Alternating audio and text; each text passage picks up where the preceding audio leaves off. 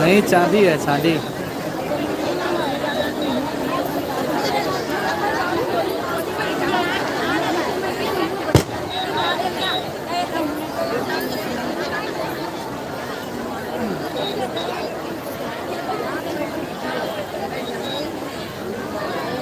ए, उधर से ना जा भाई।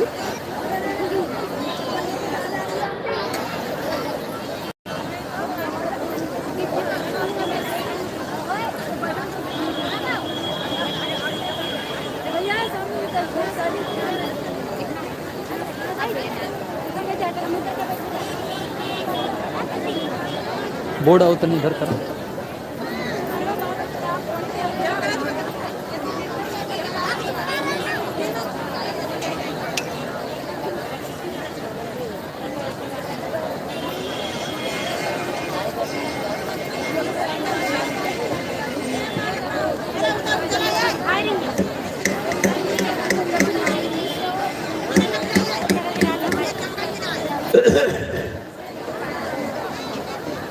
चलो चलो जल्दी चलो, दौड़ के आए प्रेमियों, सत्संग का समय हो गया। सब लोग सामने आके बैठो ताकि एक एक वचन आपकी समझ में आ जाए। जब सामने बैठोगे तो सत्संग वचनों का असर प्रभाव तुम्हारे मन बुद्धि चित्त पे पड़ेगा, तब इनका सुधार होगा। वैसे किसी की दृष्टि पड़ते काम नहीं होता। गोस्वामी जी महाराज ने रामचरितमानस के उत्तरकांड में उन्होंने संतों की महिमा के बारे में कहा कि संत दरस जिन पातक करई, संतों के दर्शन मात्र से पापों का क्षय हो जाता। ये काम सृष्टि में कोई इंसानी शक्ल नहीं कर सकती। चाहे आप किसी को करोड़ों रुपए दो और ये कहो मेरा एक पाप काट दे, ये काम कोई नहीं कर सकता। जो काम रुपए पैसे धन दौलत सामान से नहीं हो सकता, वो संत महापुरुषों के दर्शन दीदार से हो जाता। कितनी बड़ी महिमा संतों की है, और आप संतों की महिमा से अनभिज्ञ रह गए। महिमा आपको बताई गई, सब कुछ दर्शाया दिखाया गया, लेकिन तुम्हारी समझ में कुछ नहीं है, क्योंकि तुमने वचनों को संभाल के नहीं रखा कि वचनों का मतलब क्या है, वचन किस लिए उच्चारण किए जाते। तो एक एक वचन को बड़ी सावधानी के साथ महाशिवरात्रि के पावन पर्व पर ये 5 दिवसीय आध्यात्मिक सत्संग समारोह आपके लिए रखा गया। आप सबको इसकी जानकारी इस पर्व की, ये पर्व हिंदुस्तान में क्यों मनाया जाता है, शिवरात्रि का मतलब क्या है। एक रात्रि शंकर जी की और 364 रात्रि तुम्हारी है, इसका ये मतलब नहीं है। शिव माने शक्ति। भगवान शंकर ने इस रात में अपनी जीवात्मा की दिव्य आंख जगा के वो शक्ति प्राप्त की थी जो विभिन्न मंडलों में को की जानकारी करा देगी। उस शक्ति को प्राप्त किया था, पर इसलिए रखा गया कि हम सब लोग किसी संत महापुरुष से मिलकर अपनी जीवात्मा की दिव्य आंख खुलने की युक्ति उनसे ले लें, और हमारी भी जीवात्मा की तीसरी आंख खुल जाए तो हम सब भविष्य वर्तमान भूत को एक ही जगह से बैठ के देख लें। इतनी बड़ी शक्ति पाने की रात्रि है, लेकिन इसके बारे में लोगों ने कोई टिप्पणी नहीं। शिवरात्रि कह के केवल खाने पीने तक उसको सीमित रखा, अध्यात्म के बारे में कुछ नहीं जाना कि शरीर की दो आंखें जो काम नहीं कर सकती, वो जीवात्मा की एक दिव्य आंख काम करती। वो तो भूत भविष्य वर्तमान को सब देख लेती है एक जगह बैठकर, और इन दो आंखों से आप कुछ नहीं देखते। सामने देखने में भी धोखा हो जाता है। ये तो धोखा पाने वाली आंख, और वो सत्य की जानकारी कराने वाली आंख। इसी दिव्य आंख को शिव नेत्र, ज्ञान चक्षु और थर्ड आई, तीसरा नेत्र कहते हैं। इसी को संत महापुरुषों ने अलग अलग शब्दों से परिभाषित किया, लेकिन वो जीवात्मा की दिव्य आंख की एक ही बात है। अब जिस पर दया हो जाए, जिस पर दया हुई सतगुरु की, वही हुए निहाल, और बाकी फंसे काल के जाल। जिन पर सतगुरु दयाल की महान दया कृपा हो जाती है, वो जीव इस संसार सागर से पार हो पाता है। नहीं, 3-3 युग निकल गए, आज भी सब इसी में फंसे पड़े। ना निकलने की युक्ति किसी ने बताई, और जो बताने आए उनको आपने पहचान नहीं पाया। इसलिए तुम्हारा काम होते हुए भी रुक गया, और आपने इतनी दूरी बढ़ा ली कि वो चीज मिलना बड़ा मुश्किल है। इसलिए संत महापुरुष तो दयालु होते हैं। उन्होंने दया करके एक अवसर आपको ये फिर दिया कि जाओ एक बार सबको फिर से जानकारी दे दो। कि मतलब यानी संत महापुरुषों के वचन कभी झूठे नहीं होते। वो वचनों को पूरा करते हैं, उन्हीं को कहते हैं। जिन वचनों का काम नहीं होना उनको कभी नहीं बताते। उनकी वाणी का एक एक वचन बिल्कुल सिद्ध होता। का संत वाणी कभी झूठ नहीं होती। इनके बारे में धर्म शास्त्रों में लिखा कि संत वचन पलटत नहीं, पलट जात ब्रह्मांड। चाहे ब्रह्म अपनी ब्रह्मांड की रचना में तब्दीली बदलाव क्यों न कर दे, लेकिन संत जो कहेंगे वो करके दिखाएंगे।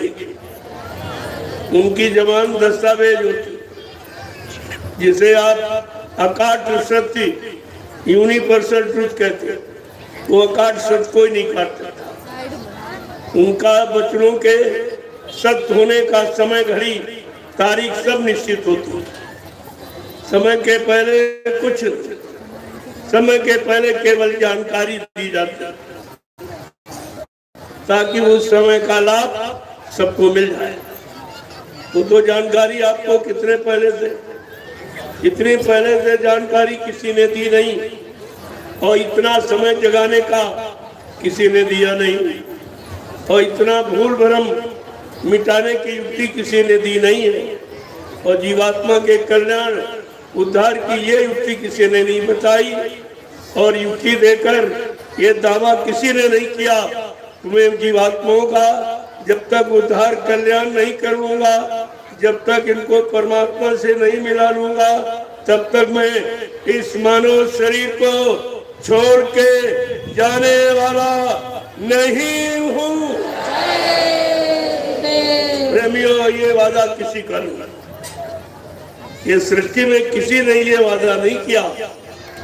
नामदान तो हजारों संतों ने दिया, कबीर साहब से लेकर हजारों संत आए। ये 5 नाम की महिमा सबने बताई, और 5 नाम का आधार जीवात्माओं के लिए सबने दिया। लेकिन आधार देकर ये किसी संत ने नहीं कहा कि जिनको मैंने नाम दान दिया, जब तक इनकी जीवात्मा को घर नहीं पहुंचा लूंगा, तब तक मैं मानव शरीर को छोड़ के जाने वाला नहीं हूँ। ये वादा केवल अनामी महाप्रभु बाबा जी गुरुदेव जी महाराज, और ये वादा किसी का। और तुमने ऐसे विलक्षण अद्वितीय वादे की जानकारी भी नहीं कर पाए, और ये वादा करने वाले को समझ पहचान भी नहीं पाया। अपना बना नहीं पाया, अपनी जीवात्मा का उद्धार कल्याण करा नहीं पाया। ये कितना बारी आपने अपना नुकसान किया। एक तो कोई सृष्टि में आया नहीं और इस तरह किसी ने वादा किया नहीं, और जिन्होंने किया उनको आप पहचान नहीं पाए। कितनी कितनी बारी भूल है जीव की, लेकिन वो दयालु है। उन्होंने जो वादा किया उसे पूरा करेंगे।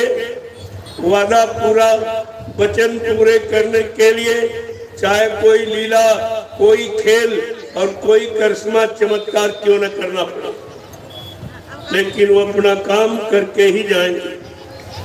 तुम कितना प्रचार झूठा कर डालो कि बाबा जी चले गए, ये तुम्हारे वचन मानी सिद्ध होने वाले नहीं तो संत झूठे हो जाएंगे।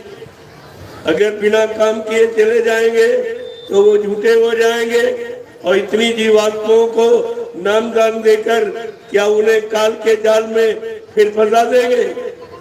फिर निकालने का मतलब क्या होगा? फिर समृद्ध का मतलब क्या होगा? एक तरफ आप समृद्ध का प्रचार करते हो कि वनामी महाप्रभु हैं, वो युग सृष्टा हैं, युग दृष्टा हैं, ये सब आपने प्रचार किया है। भगवान का भगवान ये भी लोगों ने बताया, लेकिन वो खुद ही भ्रमित हो गए, खुद ही बेचारे बह गए, भूल भ्रम में चले गए। जो कहते थे उसी को अभी सिद्ध नहीं हुआ और इनकी भी वाणी झूठ हो गई, तो लोग ये कहेंगे तुमको कि तुम भी झूठे, तुम्हारा गुरु भी झूठा। ये कितना बड़ा अपराध आपने किया, और इस अपराध पर, गुनाह पर अभी आप कोई गौर ख्याल नहीं करते, क्योंकि तुम होश में नहीं हो, बेहोश में।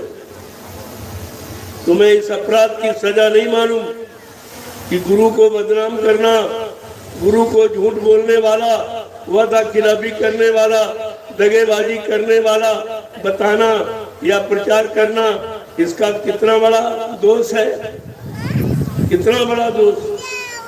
और जो इस दोष में शामिल है और सुन रहे हो, वो कितने बड़े अपराधी हैं।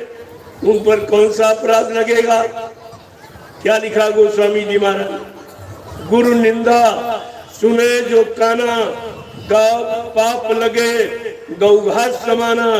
जो अपने गुरु की निंदा सुनता है, करता है और सुनाने वालों के साथ रहता है, ये सब गौ हत्या के बराबर पापी माने जाते। इनको इस पाप की सजा का भुगतान करना पड़ेगा, और ये अपराध लगभग सभी लोगों ने किया और आज भी कर रहे हैं।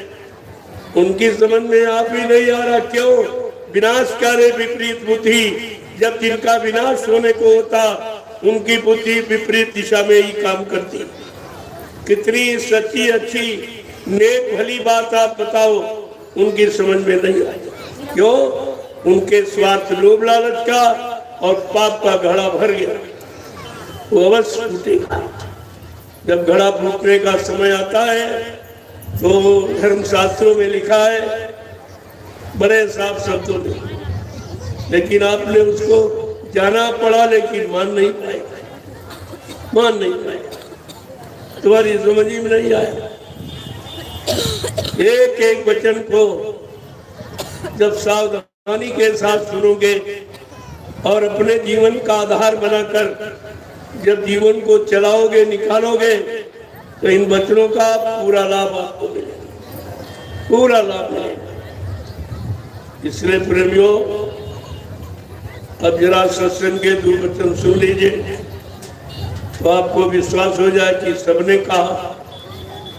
मैं तो ऐसे ही कह सकता हूँ, मुझे किताब पोथी की आवश्यकता नहीं, लेकिन फिर भी प्रमाण देने के लिए, आप शंका संदेह भूल भ्रम में न जाएं, विश्वास दिलाने के लिए संत महापुरुषों ने भी, जो पिछले संत महापुरुष आए, उनके वचनों का आधार जरूर लेते हैं। जैसे गोस्वामी जी महाराज, जिन्होंने रामचरितमानस लिखी, जो आज से लगभग 550 वर्ष पहले आए थे, जो 550 वर्ष पहले आए और आपको ये जानकारी देने के लिए रामचरितमानस की रचना की, और हर हिंदू के घर में लिखवा के रखवा दी और सारे हिंदुस्तान में प्रचार हो रहा, लेकिन उसके बारे में जानकारी किसी को नहीं, क्योंकि प्रेमियों वो शब्द रचना अक्षर में लिखा गया है,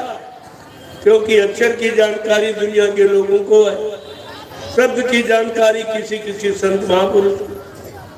वो शब्द वेदी नाम वेदी जब आएंगे और शब्द की चर्चा करेंगे तब आपको शब्द की रचना से वाकिफ कराएंगे, और शब्द की रचना जैसे आपको मिल गई तो सारे ब्रह्मांडों की, पर ब्रह्मांडों की सब रचना तुम्हारे दिल दिमाग में आ जाएगी। इसीलिए तो कहा अक्षर मिटता है लेकिन शब्द कभी मिटता नहीं। अक्षर लिखोगे मिट सकता है, स्याही फीकी उड़ सकती लेकिन शब्द कभी मिटता नहीं। महापुरुषों ने कहा सब मर जाए शब्द नहीं मरता, जो कुछ दो नैनों से देखे काल भोग सब करता, और सब मर जाए शब्द नहीं मरता। इतनी बड़ी चीज आपके सामने लाके खड़ी कर, ये इस मतलब जन्म मरण वाले देश में भी शब्द नहीं मरता।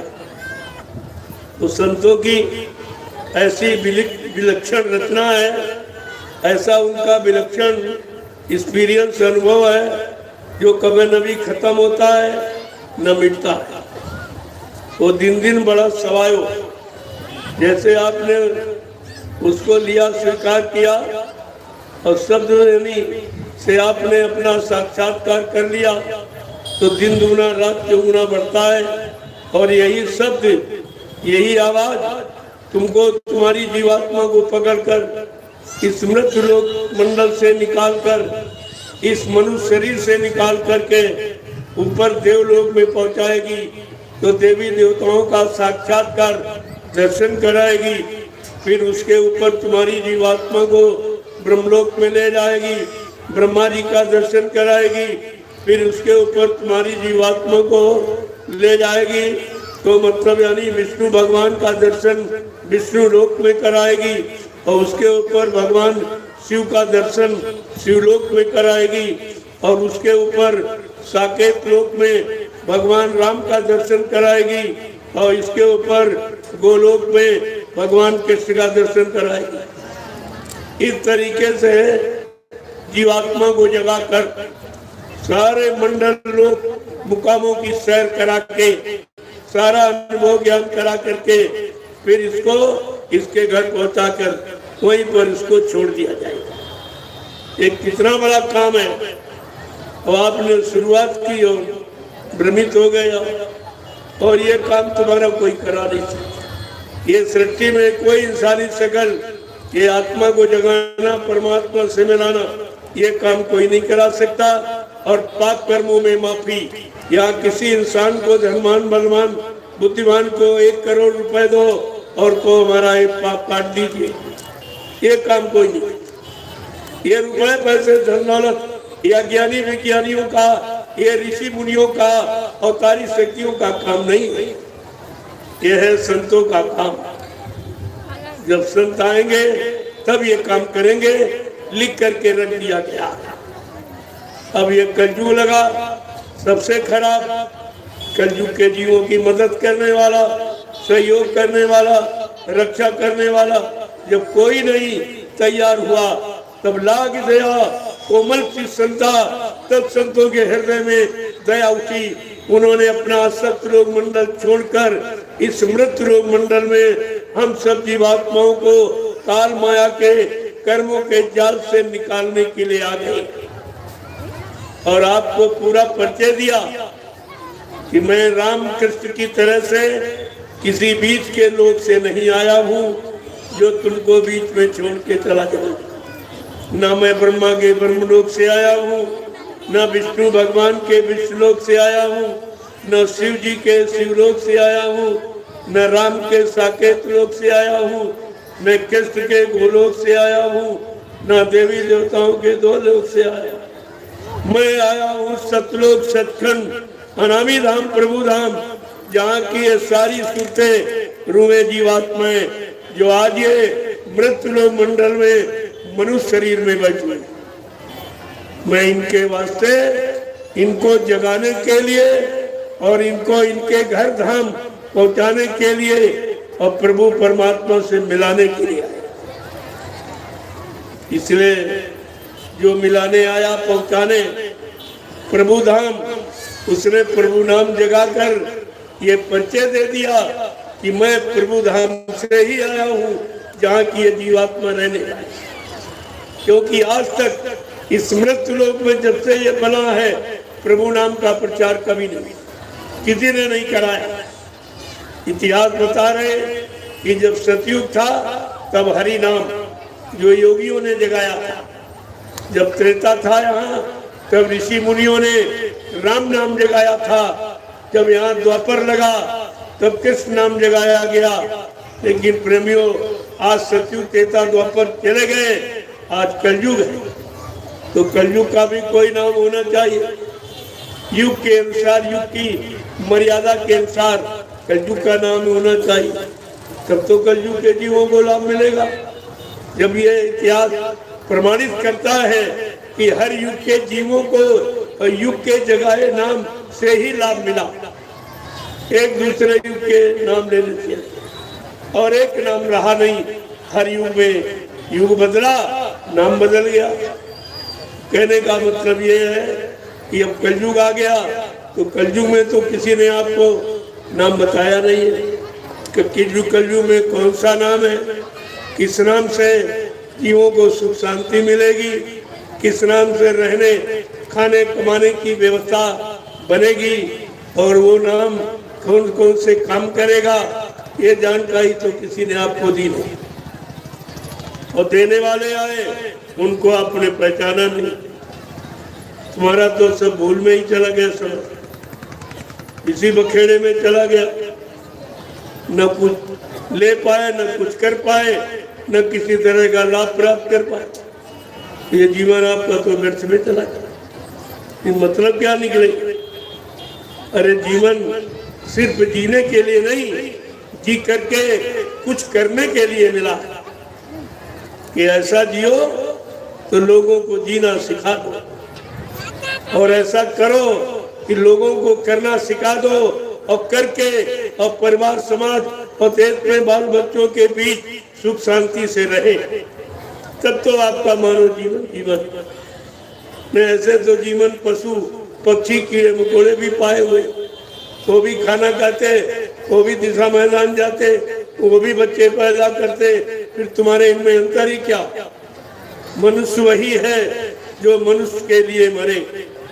मरने का मतलब कि मरने के पहले मनुष्य को ऐसा रास्ता बता दे कि जन्म मरण के चक्कर में कभी आना ही न पड़े, न जन्म हो न कभी मृत्यु।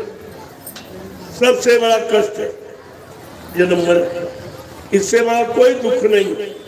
जन्मत मरत असह दुख होई, जन्म मरण की असहनी प्रिया से जो तुमको बरी कर दे, छुटकारा मिला दे, यानी मतलब जन्म मरण से आपको अलग कर दे, न जन्म हो न मृत्यु में जाओ आप। ऐसा समय, ऐसी स्थिति जो बना दे, वो समय का अनोखा महापुरुष कहलाएगा। अभी आप नहीं समझोगे, जब सब मुसीबत आ जाएगी, वो मुसीबत जिसका समाधान किसी के पास नहीं, और तुम रोगे चिल्लाओगे, तुम्हारी कोई सुनने वाला यहाँ नहीं। बाबा जी ने पहले इशारे में कहा कि बच्चा, एक समय ऐसा आएगा कि सब पे दाढ़ी में आग लगेगी, कौन किसकी बुझाएगा, सबको अपनी अपनी पड़ी होगी। ये महात्माओं के रहस्यमय वचन तुम इतनी जल्दी नहीं समझ सकते हो, और उनका वचन सिद्ध हो गया और आप समझ नहीं पाए।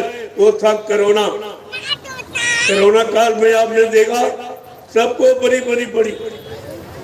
अगर कहीं कोरोना बता दिया तो पत्नी पति को स्वीकार नहीं करेगी, घर में रखना नहीं चाहती, कहते नहीं नहीं इनको हटाओ ले जाओ। तो उनके पास बैठना जाना और उनकी सेवा शुश्रूषा करना और रिश्ता, ये सब खत्म कर। यही थे दाढ़ी में आपकी। एक समय ऐसा आएगा सबको अपनी अपनी ही पड़ी होगी, कोई किसी का साथी बराती संगाती नहीं बनेगा। और आपने कोरोना काल में देखा कि पत्नी पत्नी का रिश्ता खत्म, बाप बेटे का रिश्ता, भाई भाई का रिश्ता, यानी मतलब ये सब खत्म। सबको अपने बचाने की बात सूझी, न बाप को बचाने, न भाई को, न बेटे को, न पत्नी को, न पति को, ये सब आपको दिखा दिया गया। जो संत महात्मा कहते हैं उसको करके दिखाते, और आपके सामने हो गया, और फिर भी आप संतों के वचनों को समझी नहीं पाए। हुआ और देखा और भुक्त भोगी भी बने, परेशान हुए, लेकिन फिर भी आपकी समझ में नहीं आया कि बाबा जी की वाणी तो सिद्ध हो गई जो उन्होंने कहा था। कहने का मतलब, जब एक एक वचन आपके सामने सिद्ध हो रहा है फिर भी तुम्हारी समझ में नहीं आ रहा, तो ये क्या है? जब जैसी हो तबता तब तैसी मति होए, और काल वेग की लेख को मेट सके नहीं को। कहा वो तुम्हारी होनी आ गई। होनी का मतलब जो जो आपने बुरा किया, पाप किया, उसका फल पाने का समय आ गया। इसको होनी कही। होनी के बारे में धर्म शास्त्रों ने भी इशारा करके समझाया। होनी होनहार बलवान, इसे कोई मत मानो झूठी, गई मंथरा पास के कई, पिला दही बूटी, न राम लखन बनवास सिधारे, ते राजा दशरथ की छुटी, इसे कोई मत मानो झूठी। पर नारी के हेतु रावणा, नियत करी खोटी, परिणाम क्या हुआ? लंकगर सोने की टूटी। ये परधन और पर नारी का कितना बड़ा अपराध और कितनी बड़ी सजा। एक नारी का अपहरण रावण ने किया तो विनाश। आज कितनी बहु बेटियों का अपहरण हो रहा। क्या कोई अच्छी स्थिति आएगी या अच्छी स्थिति बनेगी? क्या आपको सुख शांति मिल जाएगी? सुख और शांति तुम्हारे से निरंतर दूर भागती चली जा रही, उसका तो तुमको दर्शन भी नहीं हो पाएगा, क्योंकि आपने सुख शांति के विपरीत कर्म किया है, विपरीत खान पान किया है, विपरीत संग सोबत, यानी ये सब आपने किया। इसलिए सुख और शांति तुम्हारे से दूर भागती चली जा रही है, और इसको कोई ला नहीं सकता। ये किसी इंसान की बस की बात नहीं है। तब आपसे इशारा किया गया है कि सुख शांति फिर लाएगा, और आपने प्रचार भी किया। आपने प्रचार किया है भारत की जनता के भी कि विश्व को सुख शांति जय गुरुदेव नाम से मिलेगी, जो प्रभु का नाम है, प्रभु के नाम से मिलेगी, और विश्व को सच्ची सुख शांति बाबा जी से। ये प्रचार आपने किया। अब ये भारत की जनता आपसे पूछने ही वाली है, तब तुम क्या जवाब दोगे? ये जनता तुम्हारा मुंह नोच लेगी। गांव की गली, शहर की सड़कों पर तुम्हारा निकलना चलना मुश्किल हो जाएगा। तुम्हारा मुंह नोच लेगी, कहेगी तू भी झूठा और तेरा गुरु भी झूठा। तुमने तो ये अपराध किया है, अपने आप को भी और गुरु को भी झूठा कहेंगे। ये नहीं समझ पाए कि हम ये कह क्या रहे, किसके लिए कह रहे? अपने गुरु के लिए। तुम ये नहीं जान पाए, अगर गुरु तुम्हारा झूठा हो जाएगा तो क्या तुम सब चेले कभी सच्चे माने जाओगे? तुम्हारी पहचान गुरु है, और गुरु को तुमने झूठ बोलने वाला कह दिया, और कह दिया वो मर के चले गए। अभी किसी काम की शुरुआत नहीं हो जो उन्होंने वादे किए, किसी वादे की शुरुआत नहीं, और ये लोभी लालचियों ने उनके जाने की शुरुआत कर दी। ये भी नहीं समझ पाए कि संत जो कहते वो करके जाते। अगर संत महात्मा झूठ बोलेंगे तो सृष्टि में सत्य कौन बोलेगा? ये सब आपको जानकारी चाहिए। प्रेमियों, ये देश ऋषि मुनि महात्माओं का है, गुरुओं का है, और कलयुग में सदगुरुओं का। पहले समझ लो आप, गुरु शब्द प्राचीन काल से, गुरु करना हर मजहब धर्म का एक प्रमुख विषय था, बहुत आवश्यक कार्य। अगर जिसने गुरु नहीं किया तो उसका जीवन पशुवत माना कि उसने कुछ भी नहीं किया। क्यों करना, ये गुरु सिखाए। जो इंसान नहीं कर सकता, न सोच सकता, वो गुरु करना सिखाएगा। इसलिए गुरु करना अनिवार्य है। अब यह है, जहाँ की जानकारी का जैसा गुरु आपने किया कुछ वही की जानकारी दे दे। अगर प्राइमरी का गुरु किया तो प्राइमरी की शिक्षा, जूनियर का किया तो जूनियर की शिक्षा दे दे, इंटर कॉलेज का किया तो उसकी, और डिग्री का किया तो। जैसे संसार में शारीरिक ज्ञान प्राप्त करने के लिए इतने गुरुओं की आवश्यकता अलग अलग पड़ती है, इसी तरह मतलब यानी जैसे इस शासन प्रशासन के लिए स्वच्छ शुद्ध चरित्रवान राजा की आवश्यकता पड़ती, जो बात का धनी हो, जिसके अंदर प्रजा के प्रति पुत्रवत पालन करने का स्वभाव, जो सत्य न्याय पर मर मिटने वाला हो, अपने को सत्य सिद्ध कर सके, अपने कार्य को, अपने सेवा धर्म को, ऐसे अच्छे राजा की आवश्यकता देश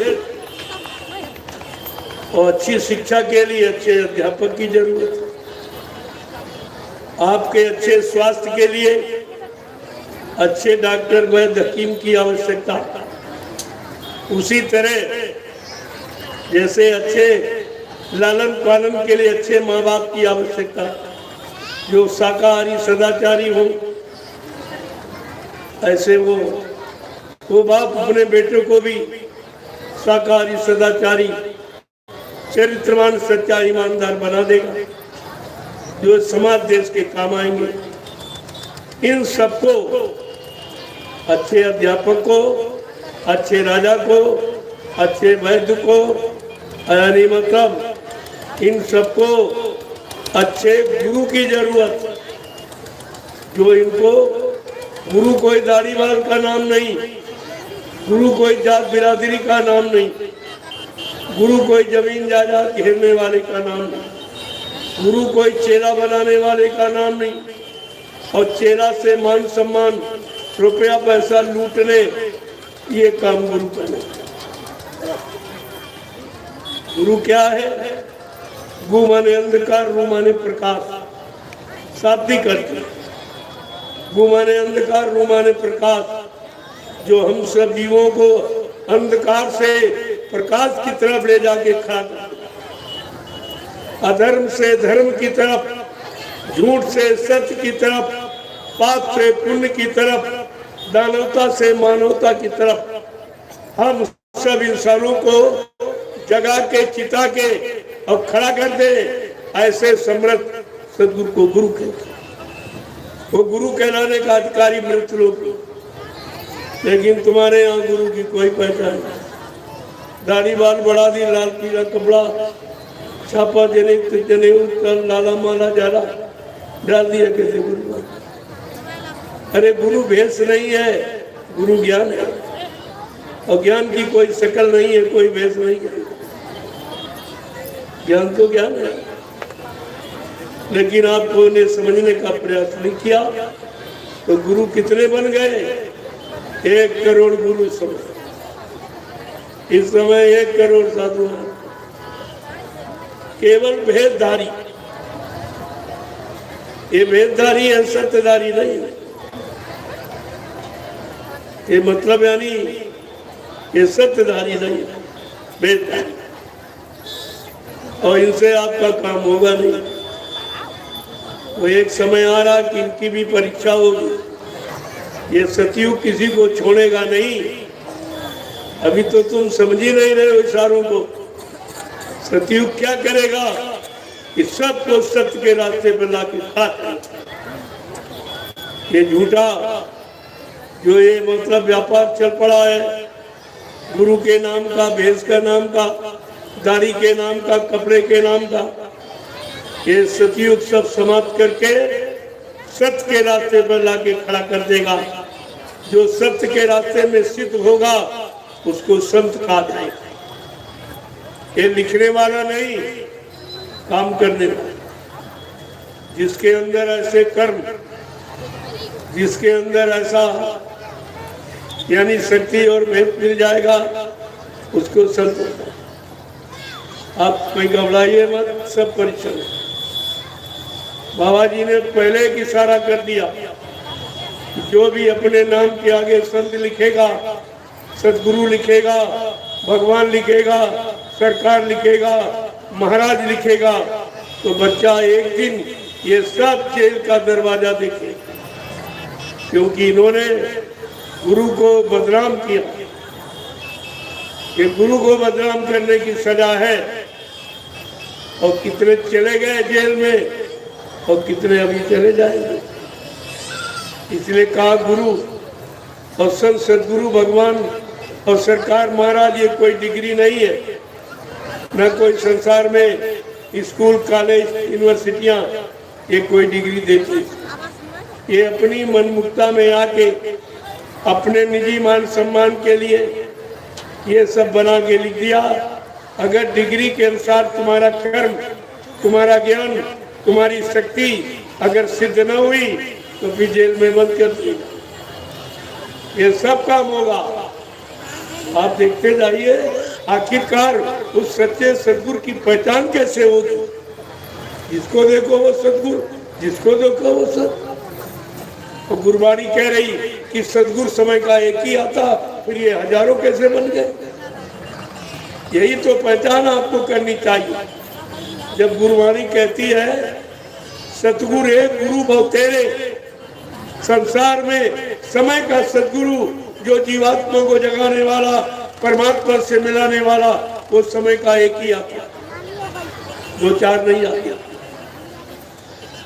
और जिन्होंने एक कह दिया कि सदगुरु मर गया, उनसे पूछो क्या दूसरा कब आएगा, क्या आ गया तो उसका नाम पता बता दीजिए। अभी 2 मिनट में भेद खुल जाए, सच्चाई पता चल जाए और सदगुरु संत लिखने का मजा भी मिल जाए। आप ये देखते जाइए, सब ये सब होगा और पहले से जानकारी इसी के लिए दी जा रही। अगर कोई भूल चूक की हो तो फौरन वापस ले लो, इन शब्दों को वापस ले लो। ये शब्द लिखने के नहीं, ये तो करनी करके जो ज्ञान अनुभव प्राप्त होता है उसके अनुसार ये नाम दिए जाते, ऐसे नहीं दिया जाता। ये सब मतलब यानी फ्री 108 1008 क्या है। ये एक अनोखी डिग्री बना दी तो संसार में कोई यूनिवर्सिटी, कोई कॉलेज नहीं देता। इनका अपना अलग, गुरुकुल में ये डिग्री नहीं देती। जो अध्यात्म का स्कूल है वो भी ये डिग्री नहीं देता।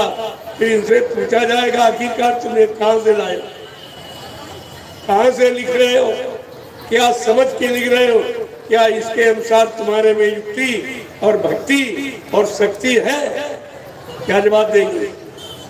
आप देखते जाइए भी क्या क्या होता। ये सतयुग किसी को माफ नहीं करेगा, किसी को भी, और किसी की चलने वाली नहीं इसके आगे। तो बाबा जी ने कह दिया कि सतयुग ने यानी कलयुग ने हमेशा अपनी चलाई। हर युग में कलयुग गया, अपना करिश्मा खेल दिखाया उसे। जब कलयुग सतयुग में गया तो बाप बेटे में झगड़ा करा दिया, प्रहलाद हिरण्यकश्यप। यही कलयुग जब त्रेता में गया तो भाई भाई में झगड़ा रावण ऋषि विभीषण में करा दिया। यही कलयुग जब द्वापर में गया मामा भांजे कृष्ण और कंस में झगड़ा करा दिया। कहा बच्चा आज तो पूरा ही कलयुग है, आज तो कलयुग का राज्य है, तो किसी के राज्य में तुम मनमानी नहीं कर सकते, उसके अनुसार तुम्हें रहना पड़ेगा, ये नियम है। लेकिन समय के समर्थ अनामी महाप्रभु ने इस नियम को खारिज कर दिया। क्या कहा? मैं कलयुग को भगाऊंगा और सतयुग को लाऊंगा।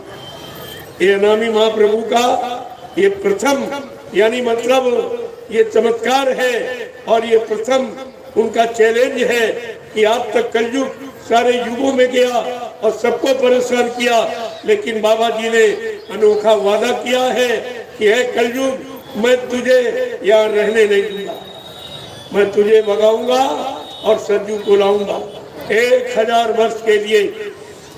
और कैसे? मैं अपनी तपस्या त्याग के बल पर 1000 वर्ष के लिए सतयुग लाऊंगा और जिनको मैंने नामदान दिया है उनकी जीवात्मा को परमात्मा से मिलाऊंगा।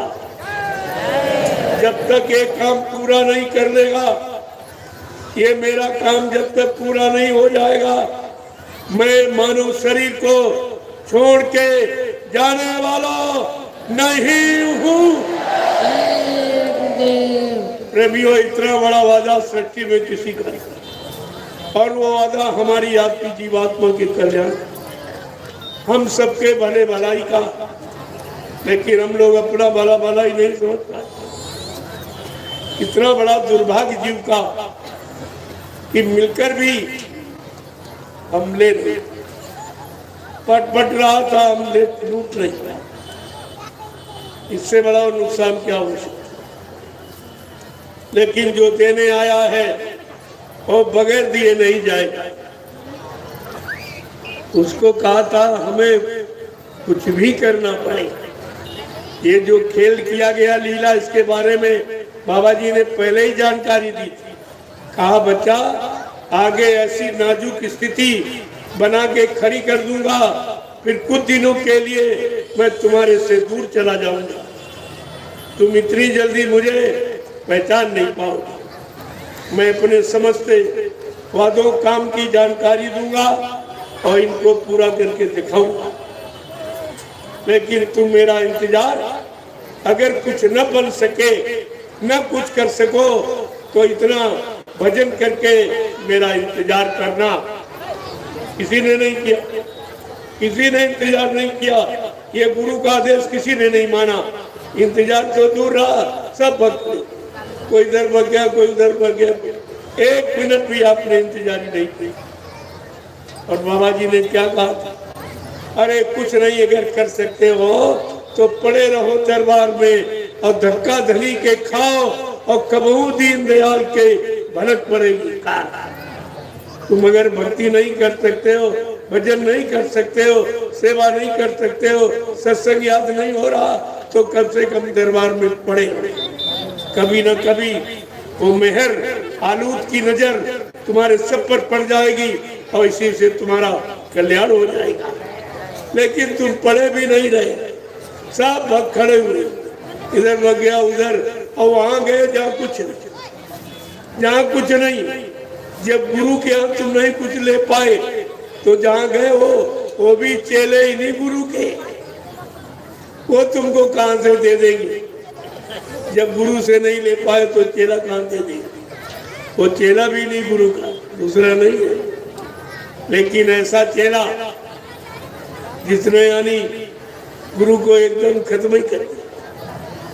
जैसे बेटा जब दौलत चाहता है, प्रॉपर्टी चाहता है, कहते यार बाप जल्दी मर जा तो मिलेगा से मिलेगा नहीं। बगैर बाप की मौत के बेटे को नहीं मिलता, तो जल्दी से निपटा दिया। चलो इनको निपटा दो। निपटा क्या मतलब कह दिया, निपटाना इसकी बत्ती बात के भी कि उधर निपट जाएगा। ये तमाम तो निपट गए। जिन्होंने शुरुआत की कि बाबा जी मर के चले गए तो तमाम निपट गए। एक आध बचा मथुरा में तो सब सफाई हो गई, कोई नहीं, सब मर गए। जिन्होंने गुरु को मर जाने की बात कही, और मैंने शुरुआत में भी कहा था कि जिन्होंने प्रचार किया या कर रहे कि बाबा जी चले गए, तुम सब लोग देखते जाइए, ये तुम्हारे सामने ये सब मौत के शिकार हो जाए, सब मौत को छुपा जाएगा। हो गए मथुरा में हो गया सब। एक बचा वो भी श्वासे भर रहा। आप देखते जाइए, क्योंकि इसका परिणाम, इसका गुरु से कपट, संगत से चोरी और की वो निर्धन, की वो कोढ़ी, ये कानून है। और गुरु के साथ कपट हुआ और संगत को धोखा दिया गया। ये दोनों जुर्म अपराध किए गए, लिहाजा ये सजा मिलने ही वाली है।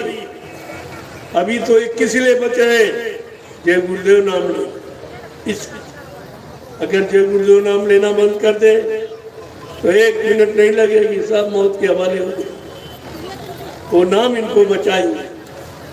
लेकिन जब नाम पर कोई गंदगी लगा दो, कोई स्वार्थ लोभ रखोगे, नाम के आधार बनाओगे, तब भी आपका विनाश हो जाएगा। ये तो होने ही वाला।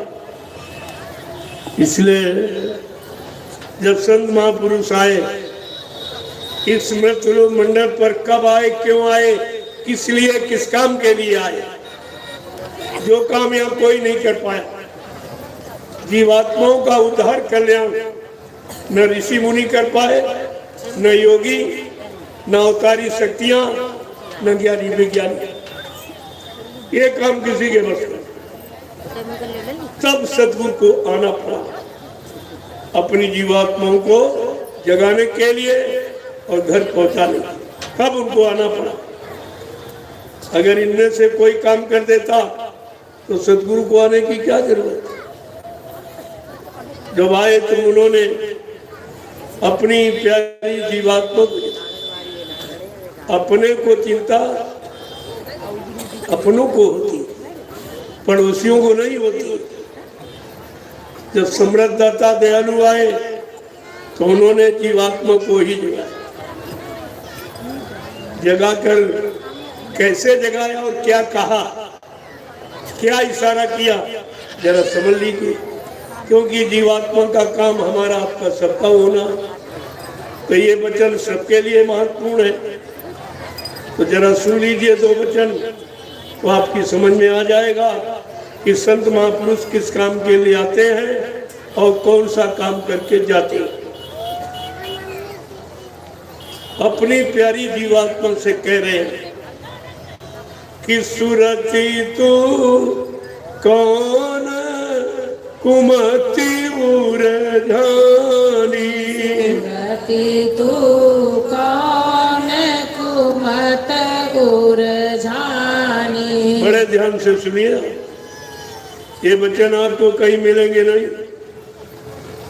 देखो, संतों ने सूरत का, विद्वानों ने जीवात्मा का, मुसलमानों ने रूह का, अंग्रेजों ने सोल का। बात एक ही, भाषा का झगड़ा खड़ा किया, बाकी जीवात्मा जीवात्मा। लेकिन संतों ने सूरत नाम से ही इसको जगाया और सूरत नाम से जीवात्मा को परिभाषित किया। क्या कह रहे हैं कि सूरती तू कौन कुमति उरझानी, सुरती तू कौन कुमत उरझानी। क्या पूछ रहे हैं? अपनी प्यारी जीवात्मा जिसको जगाने, घर पहुंचाने के लिए आए हैं, तो बड़े प्रेम से कह रहे हैं, ऐ सूरत जीवात्मा रूह, तेरे पर कौन कुमति सवार हो गई? तू तो चेतन अमर सहज सुखराशि है, तू अजर अमर अविनाशी है। तेरे पर कैसे प्रभाव पड़ गया? तो कैसे वो उलझ गई थी इस मृतलोक मंडल में, जबकि मृतलोक का कोई सामान तू प्रयोग करती नहीं है, तू खाना खाती नहीं है, कोई भोग भोगती नहीं है, कोई सामान चाहती नहीं है, राजपाट धन दौलत तुझे चाहिए नहीं। तो आखिरकार तेरे उलझने का कारण क्या? क्या कह रहे हैं कि मन के साथ फिरे भरमानी, मन के साथ फिरे भरमानी, मन के साथ फिरे भरमानी, मन के साथ फिरे भरमानी। गुरु की सुने न बानी, गुरु की सुने न बानी। सूरती तू कौन कुमति उरझानी, सूरती तू कौन कुमत। वो क्या समझा के कह रहे हैं? तेरे उलझने का कारण तेरा दोस्ताना, जो तूने मन को यार मित्र दोस्त बना लिया, केवल यही एक कारण। तूने समझा नहीं है मन तो भोगों का रसिया है और तेरा भोग से कोई संबंध नहीं है। तो कहो रहीम कैसे निभाए केर बेर को संग, वो डोलत रसा अपने उनके फाटत रंग। अब वो भोगों की मस्ती में उधर डोल रहा है और तू यहाँ उसका इंतजार कर रही तृप्ति धाम में बैठ के। और तू सतुर की जो तुझे लेने के लिए आए, तेरे घर पहुंचाने के लिए आए, तू ऐसे समृद्ध सतुर की वाणी वचन को क्यों नहीं सुनती? क्या कह रहे हैं कि कनिक कामिनी लागे प्यारी, कनिक कामनी लागे प्यारी। कनिक कामिनी लागे प्यारी, कनिक कामनी लागे प्यारी। रैन दिवस उन संग लपिटानी, रैन दिवस उन संग लपिटानी। सूरती तू कौन कुमति उरझानी, सूरती तू कौन कुमत उरझानी। तेरा साथी मन, उसको तो कनिक कामनी चाहिए, भोग चाहिए उसको। देखिए बता, और रहना रात दिन उसी में लिपटा पड़ा है। तूने उसको अपना साथी मित्र बनाया है। तेरे उलझने का और फंसने का यही कारण कि आज तक तू अपने घर नहीं जा पाई। ये तेरे को संग दोष लगे। जैसा साथी बनाओगे वैसे गुलाम में आ जाए। अगर भोगी को साथी बनाया तो भोग के कीटाणु तुम्हारे पर सवार हो जाए। रोगी को दोस्त बनाया तो रोग के कीटाणु, अगर योगी को साथ बनाया तो योग के। ये सब का असर अलग अलग था। आगे क्या कह रहे हैं कि मोह जाल ये काल बिछाया, मोह जाल ये काल बिछाया। मोह जाल ये काल बिछाया, मोह जाल ये काल बिछाया।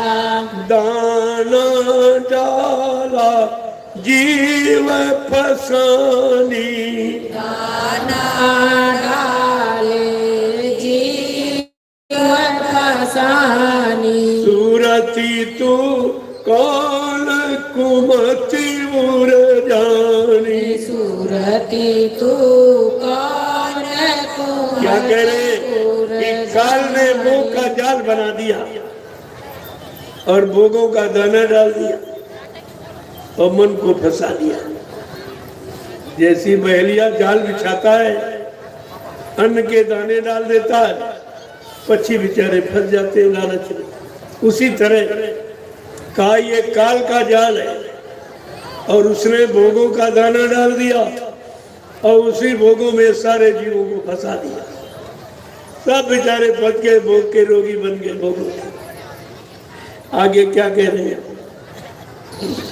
कि तू अनजान पड़ी लालच में, तू अनजान पड़ी लालच में। तू अनजान पड़ी लालच में, तू अनजान पड़ी लालच में, बहुत हो तेरी हानि, बहुत होए तेरी हानि, सूरती तू कौन कुमत मुर जानी, सूरती तू कौन कुमत और करे तू अज्ञानता में फंस गई, तेरा तो कोई लालच भी आ नहीं, कोई स्वार्थ नहीं, किसी सामान का प्रयोग करती नहीं, भोग भोगती नहीं, चेतन अमल सहज सुग्रासी। गोस्वामी महाराज लिखते हैं रामचरितमानस में कि जीवात्मा के बारे में कि ईश्वर अंश जीव अविनाशी और चेतन अमले सहज सुख राशि, किसो माया बस भयव गुसाई और बंधे वो कीट मरकट की नाई। कहा कि जीवात्मा अजर अमर अविनाशी है, उसको जब काल ने फंसा लिया तो बेचारे साधारण जीव ये क्या कर सकते, इनके बस का क्या है, ऐसा फंसा लिया। बंधे कीट, कीट माने तोता, तोते को जैसे पिंजरे में बंद करके फंसा लिया जाता। मरकट माने बंदर, बंदर को रसरी में बांध के फंसा लिया जाता और मदारी जब जैसा चाहता वैसा नाच नचाता है। आज वही हालत यहाँ जीवों की, और ये फंसा लिया काल ने, अब जैसा चाह रहा भोगों के नाच नचा रहा, किसी को काम में, किसी को क्रोध में, किसी को लोभ में, किसी को अहंकार में, ये सब नाच नचा रहा और किसी का बस नहीं चल रहा, कोई कुछ नहीं कर पा रहा। आगे क्या कह रहे हैं कि मैं समझाए कहूँ अब तो से, मैं समझाए कहूँ अब तो से, मैं समझाए कहूँ अब तो से, मैं समझाए कहूँ अब तो से, एक गुरु बिन कौन बचानी, गुरु बिन कौन बचानी, सूरती तू कौन कुमति मुर जानी, सूरती तू कौन कुमत। इसलिए मैं तुझसे समझा के कह रहा हूँ, तुझसे समझा के कह रहा हूँ कि समय के सतगुरु बिना तुझे काल माया के देश से कोई बचा के ले नहीं जा सकता, निकाल नहीं सकता, जन्म मरण से छुटकारा दिला नहीं सकता, ऐसा कोई पैदा ही नहीं। लोगों कितनी बड़ी चेतावनी जीवों की। आगे क्या कह रहे हैं, इसलिए तुम ऐसे समृद्ध सद्गुरु से प्रेम करो जो तुमको निकाल के ले जाए, कि गुरु से प्रीति करो जग जारो, गुरु से प्रीत करो जग जारो, गुरु से प्रीति करो जग जारो, गुरु से प्रीति करो जग जारो, तन मन दशा भुलानी, तन मन दशा भुलानी, सूरती तू कौन कुमति मुर जानी, सूरती तू कौन कुमत। इसलिए ऐसे समृद्ध सद्गुरु से प्रेम करो जो तुमको यहाँ से बचा के निकाल के ले जाए। कहते तन मन दशा भुलानी, मन ने और तन दोनों बिगड़ गए। जब मन भोगों में फंस गया, तन कमजोर हो गया, तन भी बेकार हो गया, शक्तिहीन, बलहीन, विवेकहीन सब। इसलिए मैं समझा के कह रहा हूं, वो सदगुरु से प्रेम करो जो तुम्हारे लिए आया, तुम्हारी जीवात्मा के कल्याण के लिए आया। वो तुझे निकाल के ले जाएंगे और इस संसार में कोई मानो शक्ति ये काम नहीं कर सकती। आगे क्या कह रहे हैं कि नाम रसायन गुरु से पाओ, नाम रसायन गुरु से पाओ, नाम रसायन गुरु से पाओ, रसायन गुरु से पाओ, छूटे सब हैरानी, छूटे सब हैरानी, सूरती तू कौन कुमत उर जानी। सूरती तू कौन कुमत। कह रहे वो सतगुरु दयाल क्या देंगे तुझको? खाओ नाम रसायन, नाम जड़ी बूटी लेके आए, नाम औषधि गुरु से पाओ, छूटे सब हैरानी, सारे भी सारी बीमारी, काम की, क्रोध की, लोभ की, मोह की, अहंकार की, ये ऐसी नाम की रसायन जड़ी बूटी देंगे, ये सब की हैरानी परेशानी खत्म हो, ये सब तुम्हारे से अलग हो जाएंगे, तब तुम स्वतंत्र हो जाओगे। न तुम्हारे पर काम हमला करेगा, न क्रोध, न लोभ, न अहंकार।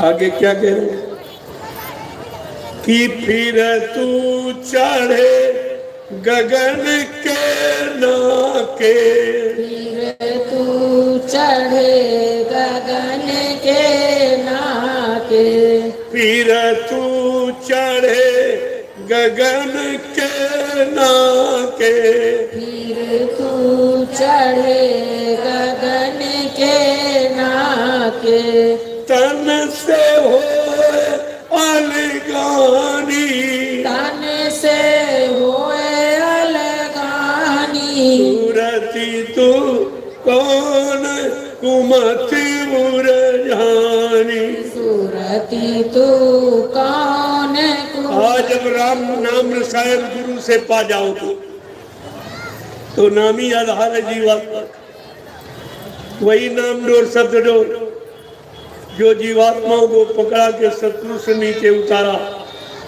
और काल में बहका के नाम डोर छीन ली, तब जीवात्मा बिचारी अब निराधार हो गई, कोई आधार नहीं रहा, अब बेचारी तब से फंसी पड़ी। कहा फिर से वही नाम डोर शब्द डोर पकड़ाने आए, अब पकड़ा कर तुझे तेरे घर पहुंचाने आए हैं, उनसे नाम डोर ले ले, पकड़ ले, ये नाम औषधि है किसकी?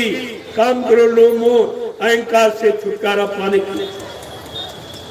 आगे क्या कह रहे हैं?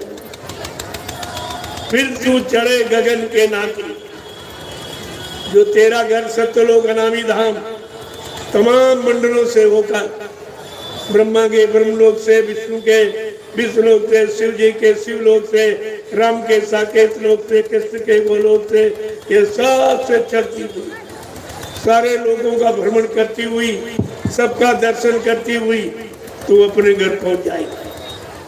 वो नाम डोरू पकड़ाने आए।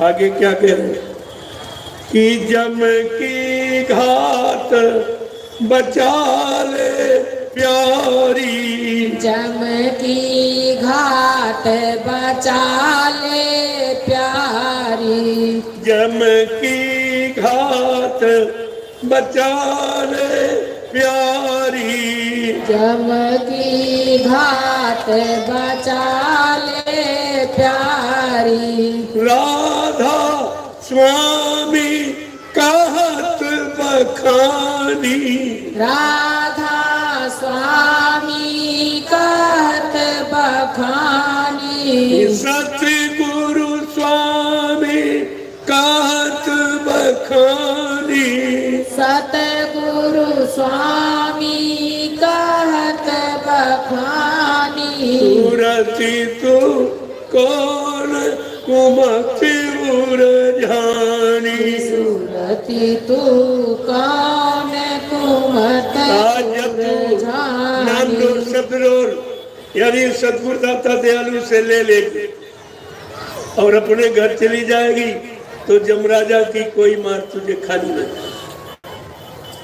जमराजा की मार से बच जाएगी, वो तुझको तेरे घर पहुंचा देगी। बीच में किसी लोक मंडल मुकाम में छोड़ेंगे नहीं। आज जम की घात बचा ले प्यारी, सतगुरु कहे मखानी। बार बार समझा के कहे प्रेमी और राधा स्वामी, कोई आदमी इंसान का नाम नहीं। ये बेचारे मजहब धर्म वाले सब फंस गए। वो तो जगाया हुआ नाम है, मतलब इनकी समझ में नहीं आया ये नाम क्यों जगाया था, क्यों जगाया गया, इसका मतलब क्या है। हर युग में नाम जगाया गया और कलयुग में जो भी संत आए सब ने नाम जगाया और उसी जगाए नाम से जितना उनको अधिकार मिला था कि तुम इस नाम से इतने जीव जगाओगे, इतने जीवों को ले जाओ और जगा दोगे।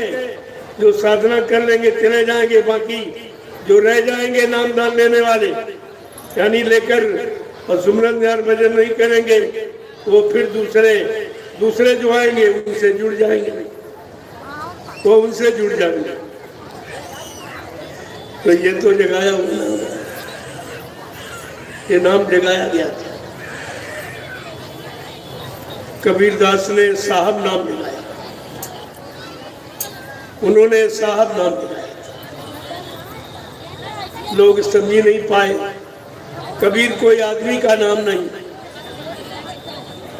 कहने का मतलब राधा स्वामी कोई आदमी इंसान का नाम नहीं, और वाहे गुरु ये भी किसी आदमी इंसान का नाम नहीं, और जय गुरुदेव ये भी आदमी इंसान का नाम।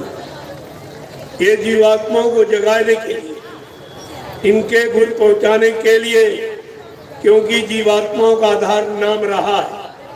नाम रोज शब्द रोज पकड़ के आई, और जब तक नाम रोज शब्द रोज पकड़ाने वाला कोई मिलेगा नहीं, तब तक कोई जीवात्मा इस मृत्यु मंडल से जा नहीं सकती।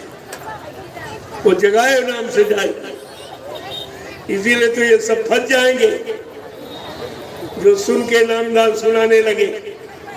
कोई नाम जगाया नहीं, इसलिए इनके सुनाने से कोई जीवात्मा न जगेगी न घर पहुंचेगी। ये आगे आने वाले समय में खुद ही फंस गए। ये कैसे निकलेंगे? तुमने ये झूठी गुरुवाई क्यों की? उनको मालूम नहीं है ये कितना बड़ा गुरु बनने का अपराध है। गोस्वामी जी महाराज ने पहले हिदायत इनको हुक्मनामा रामचंद्र मार्शल के माध्यम से पहले ही सुना दिया कि सब कुछ करना लेकिन गुरु मत बनना। गुरु यहाँ बना नहीं जाता, गुरु बने बनाए आते।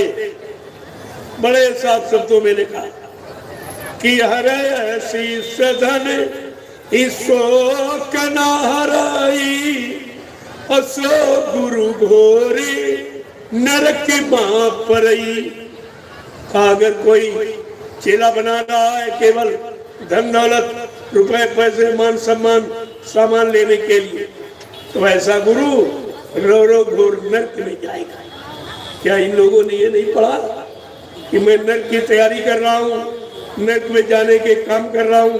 ये गुरुवाई ये सबके बस की बात नहीं है। गुरुवाई कोई व्यापार, गुरुवाई कोई धंधा नहीं है। वो गुरु जो सतलोक सतखंड अनामी धाम से आए और जीवात्माओं को जगाकर काल माया के देश से अनामी धाम पहुंचाए, वो है। कभी गुप्त गुरु की परिभाषा बताई, गुरु वही जो शब्द स्नेही और शब्द बिना दूसर नहीं सही। गुरु का केवल काम शब्द की कमाई, वो शब्द को सेता है, वो भोगों में नहीं, मान सम्मान में नहीं, राजपाट धन दौलत में नहीं, रुपए पैसे में नहीं रहता। केवल शब्द की कमाई करते, लेकिन बेचारे क्या जाने शब्द कमाई में जो पूरा उन चरणों की बन जा दूरा। का गुरु कौन है?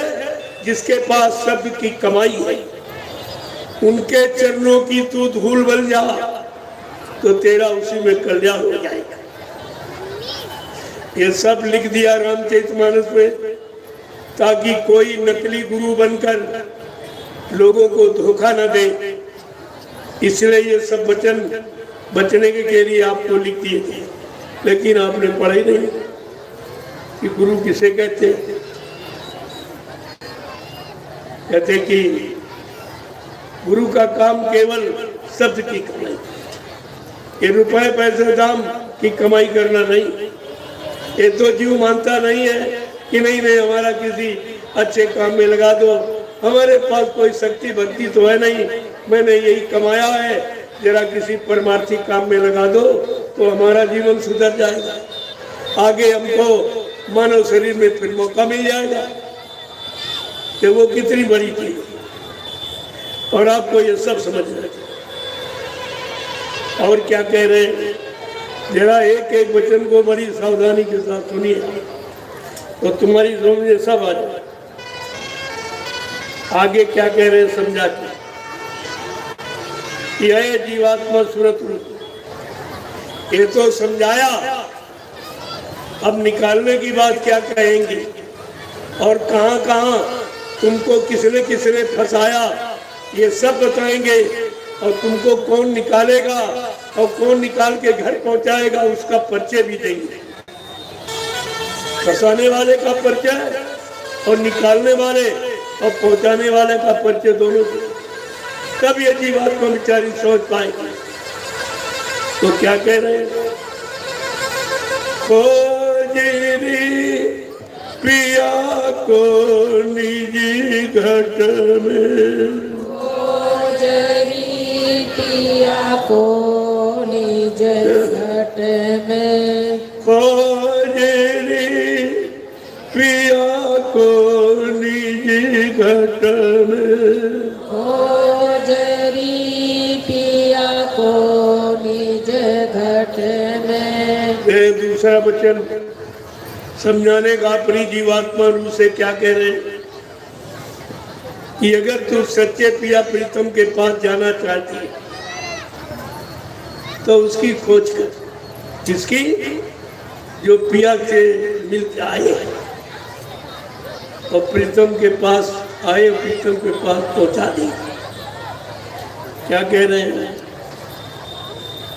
एक एक वचन को कैसे समझा कि जो तुम पिया से मिलना चाहो, तुम पिया से मिलना चाहो, जो तुम पिया से मिलना चाहो, तुम पिया से मिलना चाहो, मत भटको तुम जग में, मत भटको तुम जग में, खोजरी पिया को निजी घट में, खोजरी पिया को निज घट में। जीवात्मा सूरत रूप, अगर तू अपने सच्चे पिया प्रीतम से मिलना चाहती है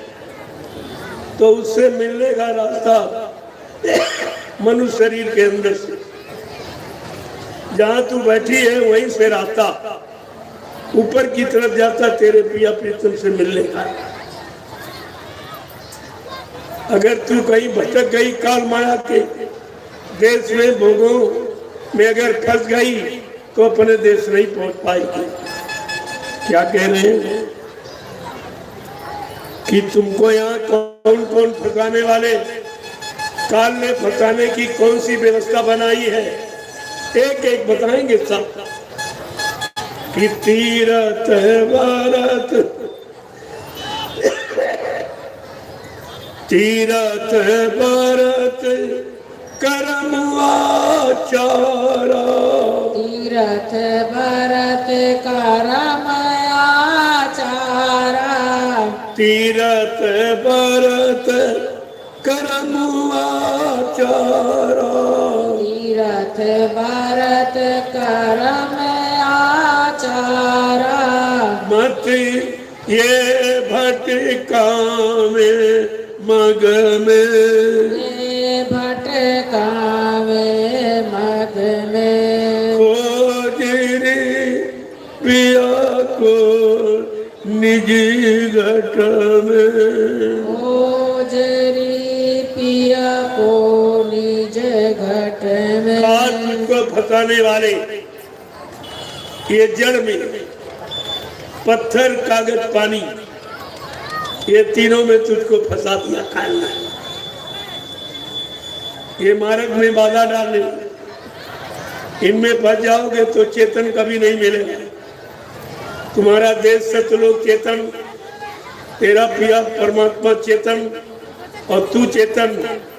जब चेतन देश से कोई चेतन नाम जगाने वाला आएगा, उस जगह चेतन नाम से जीवात्मा जगेगी, उससे घर जाएगी और किसी से नहीं। ये सुनाए वाले नाम से नहीं, जगाए वाले। आगे क्या कह रहे हैं? एक एक चीज को कैसे समझा के कह रहे हैं।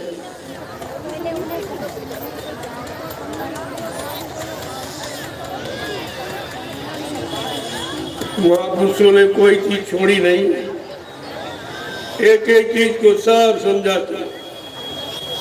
क्या कह रहे हैं जरा बड़े गौर ध्यान से सुनना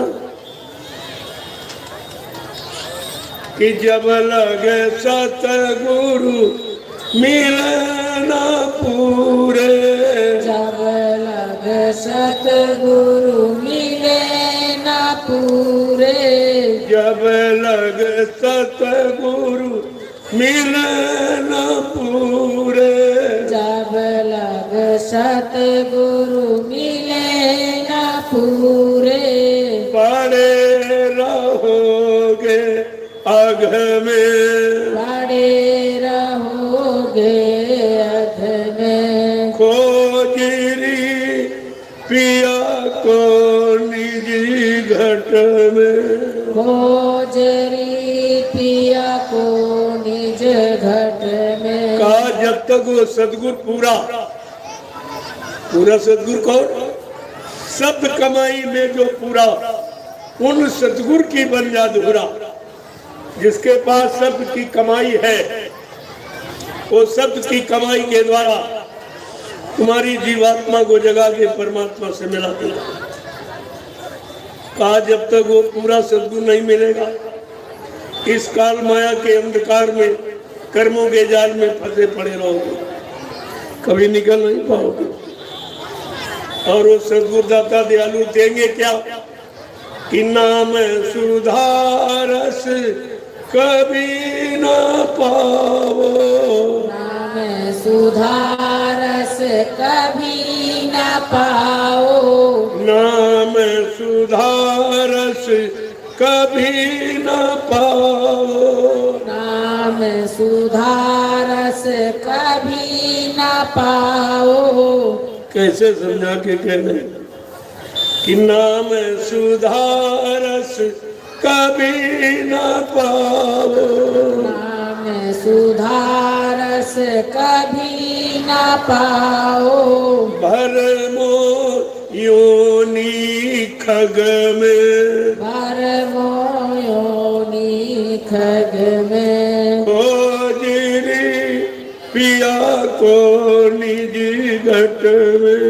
खोजरी पिया को निज आओ जब सतगुरु दाता दयालु मिलेंगे तो नाम सुधा माने अमृत, वो नाम अमृत, उसे अमृत छूता है। शब्द अमीरत प्रिय निरंतर झूमे अधर मजाल। कहा कि जीवात्मा के खुराक शब्द है अमृत।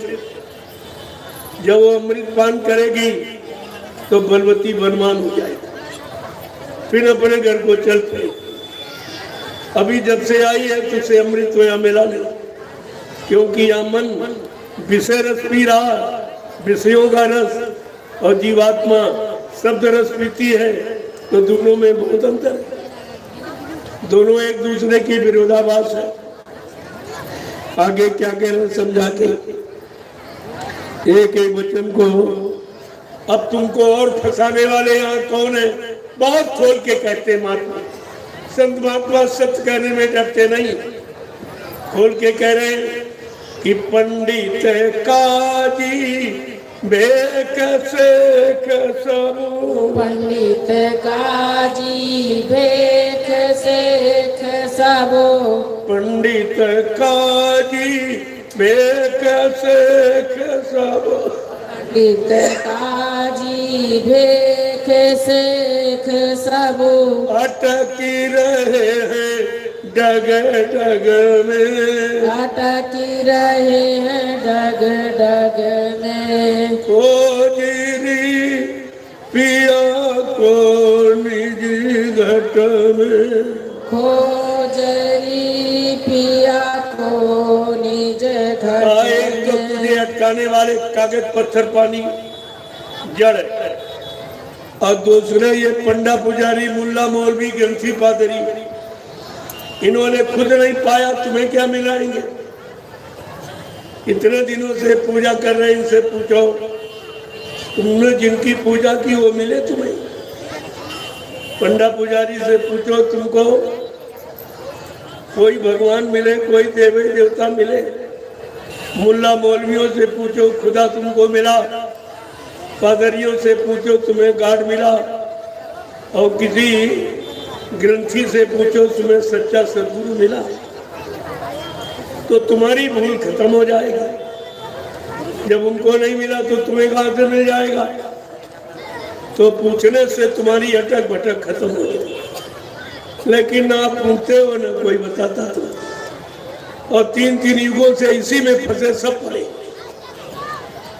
कहा पंडित काजी भेक सेठ सा अटक रहे डगडग में, ये मतलब पंडित है, ये पूला पुजारी है, और ये मुल्ला मौलवी और ग्रंथी और पादरी, ये सब अटके भटके पड़े हुए, न इनको मिला परमात्मा खुदा गाड, न तुमको मिला सकते। तुम्हारा काम इनसे नहीं होगा। उसी को समझा के बता रहे हैं कि जिनसे तुम जुड़े हो, जिनसे उम्मीद करते हो, जब उन्हीं को नहीं मिला तो तुम्हें कहां से मिला देंगे? आगे कह रहे हैं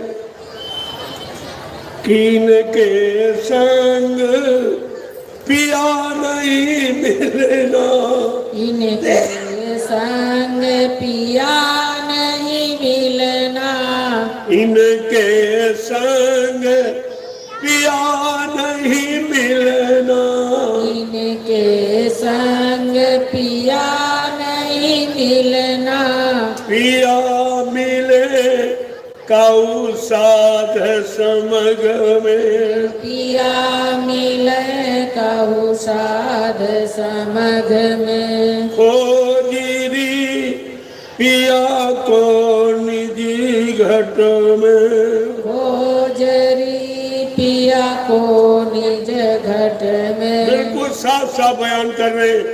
ये पंडा पुजारी मुल्ला मौलवी, ये ग्रंथी पादरी, इनको जब नहीं मिला भगवान खुदा गाड तो तुम्हें कहां से मिला देंगे? इसलिए इनके संग है जीवात्मा शत्रु, तेरा सच्चा पिया प्रीतम इनके साथ नहीं मिलेगा। क्यों? ये तो भूले विषय वास में, ये तो भूले विषय वास में, ये तो भूले विषय वास में, ये तो भूले विषय वास में, भरम धसे इनकी रग रग में, भरम धसे इनकी रग रग में। कहा ये पंडित पंडा पुजारी, ये मुल्ला मौलवी ग्रंथी पादरी, ये सब विषय वासनाओं के शिकार हुए। सब विषयों में काल माया के सामान, जो विष के समान विषैले फंसाने वाले, जिसको लग जाए उसे चौपट कर दी, उसे जिंदा ही मार देते। ये ऐसे हैं, तुमको पनपने नहीं देंगे, कभी लूट लेंगे साथ। क्या कह रहे हैं? एक एक वचन कैसे समझा के कह रहे हैं कि ये तो सब विषय वासनाओं में भूले पड़ते, विषय वासनाओं में फंसे। ये तुमको उसे भगवान परमात्मा खुदा घाट से कैसे मिलाएंगे? आगे क्या कह रहे हैं कि बिना संत कोई भेद ना पावे, बिना संत कोई भेद न पावे, बिना संत कोई भेद न पावे, बिना संत कोई भेद न पावे। वे तो ही कहे अलग में, वो तो ही कहे अलग में। कहते ये भेद सच्चा परमात्मा खुदा घाट से मिलने का, ये सच्चा भेद बिना सदगुरु के कोई। कहा जब सदगुरु मिले पूरे तब ये तेरा काम होगा। बाकी कोई ज्ञानी ध्यानी विज्ञानी, कोई ऋषि मुनि योगी ये काम आपका नहीं करा।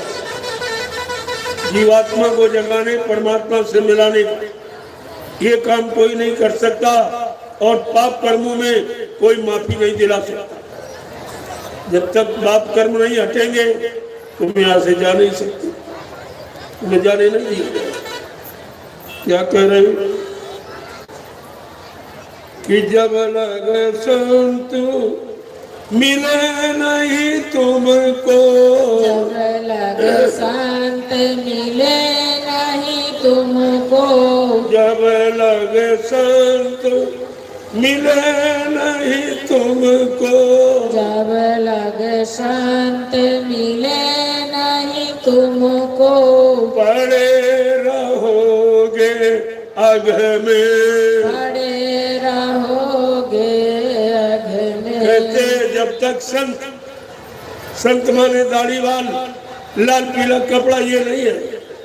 संत जिसने काम क्रोध लोभ मोह अहंकार का अंत कर दिया हो उसे संत। जो इसी अंत देश काल माया के देश से, और वो अंत देश उधर जीवात्मा वाला अंत से अंत को न पहुंचा दे, वो संत नहीं कहते। ये संत की परिभाषा है। जो काल माया के अंत देश से और जीवात्मा के अंत सत्य देश पहुंचाए उसको संत कहते। कितना समझा के खोल के कह रहे हैं, क्योंकि इन लोगों ने फंसा के रखा जी, और आज भी फंसे पड़े बेचारे जी। कि सतगुरु पूरे, कि सतगुरु शरण गहो अबु प्यारे, शरण गहो अब प्यारे, सतगुरु शरण गहो अबु प्यारे, सतगुरु शरण गहो अब प्यारे। मिले ज्योति जगमग में, मिले ज्योति जगमग में, खोजनी पिया को निजी घट में, खोजरी पिया को निज घट में। रघुवर सब बताया, किसने किसने अटकाया भरमाया उनका भी नाम बताया। तुम्हें निकालेगा कौन उसको भी बताया। उन पत्थर की शरण में, कागज की शरण में, तीर्थों की शरण में, पानी की शरण में, सब जगह। लेकिन तुम्हारा काम कैसे नहीं। कहते अब जरा सदगुरु की शरण में आ जाओ, जो तुम्हारे लिए, तुम्हारी जीवात्मा के कल्याण के लिए आए हैं। जरा उनकी शरण में आ जाओ तो मिले ज्योति जगमग में। ये जीवात्मा ज्योत स्वरूप ये अपने अखंड यानी प्रकाश में चेतन देश में पहुंच जाएगी, जहाँ प्रकाश ही प्रकाश है। उस प्रकाश में, आनंद में, चेतन में देश की रहने वाली ये सदगुरु की कृपा दया से ये अपने घर पहुंच जाएगी और इसे यहाँ कोई पहुंचा नहीं सकता। जब ये वचन सुन लोगे तुम्हारा भ्रम दूर हो जाएगा कि अन्यत्र जाने की तुम्हारी इच्छा नहीं होगी, क्योंकि बता दिया गया ये काम कहीं नहीं, ये काम कोई नहीं करता। बने तो सतगुरु से बने, बिगड़े तो भरपूर। ऐ जीवात्मा सुर तो रूह, जब कभी तुम्हारी बनेगी तो वक्ते मुर्शिद समय के सतगुरु से बनेगी, नहीं तो बिगड़ जाएगा। कितना खोल के कहा फिर भी तुम्हारी समझ में नहीं है, फिर भी तुम समय के सतगुरु को पहचानते ही नहीं, तुम्हारे पास उनकी पहचान नहीं। वो तो बहुत कलाओं में, जब हनुमान लंका गए, एक राम का छोटा सा प्रचारक दूत राम ने भेजा के जाओ हनुमान लंका में साकार का प्रचार, धर्म का प्रचार, माँ बहन बेटी बहू का प्रचार करके आओ, जाओ। जब हनुमान प्रचार करने गए तो उन्होंने 3 रूप बना लिए, 3 रूप। सूक्ष्म रूप धर सियहि दिखावा, विकट रूप धर लंक जरावा, और भीम रूप धर असुर संहारे, और रामचंद्र के खास समारे। ये 3 रूप धारण कर। अरे काल के छोटे से दूत ने 3 रूप धारण के काम करने के, तो अनामी महाप्रभु के शिष्य प्रचारक अरे कौन सा रूप नहीं धारण कर सकते, और अपने मालिक का काम करके दिखाएंगे। ये सब आपको जानकारी पिछले इतिहास से ले लेनी चाहिए, क्योंकि सद्गुरु असंख्यों कलाओं में आया हुआ। राम तो 16 कला, कृष्ण 64 कला, लेकिन अनामी महाप्रभु कलयुग में असंख्यों कलाओं से आए। कैसे तुम पहचानोगे उनकी शक्तियों को, कैसे पहचानोगे? और वो उसी के रूप तद्रूप होते, वो उनसे अलग नहीं होते, उन्हीं के रूप तद्रूप होते, और वही उनका काम करेंगे तो उनके दूसरा तो करेगा नहीं काम। ये सब जानकारी आपको रखनी चाहिए, लेकिन आप भूल गए। जय गुरुदेव, जय गुरुदेव, जय गुरुदेव। नाम किसका? प्रभु का। जय गुरुदेव। नाम किसका? प्रभु का। प्रभु का प्यारा नाम। जय गुरुदेव। अब आप लोग खड़े हो जाइए, खड़े हो जाओ प्रेमियों। देखो कल सत्संग का आखिरी दिन है, तो कल सुबह 7:30 बजे कुछ प्रेमी झंडा लेकर, कन्या यानी लड़कियां नहीं जाएंगी, महिलाएं और पुरुष हाथ में झंडा लेकर आसपास के गांव में निमंत्रण देने जाएंगे। और महिलाएं को बताएंगी, पुरुष को बताएंगे कि आज आप लोग अपने घर में चूल्हा नहीं जलाएंगे, तुम्हारे सबके लिए महाप्रसाद भंडारों में तैयार कराया गया, जिसके खा लेने से तमाम बीमारी, दुख तकलीफ, परेशानी तुम्हारी चली जाएगी। ये महाप्रसाद है। भोजन तो अपने घर में रोज ही करते, लेकिन महाप्रसाद नहीं, ये नहीं मिलता।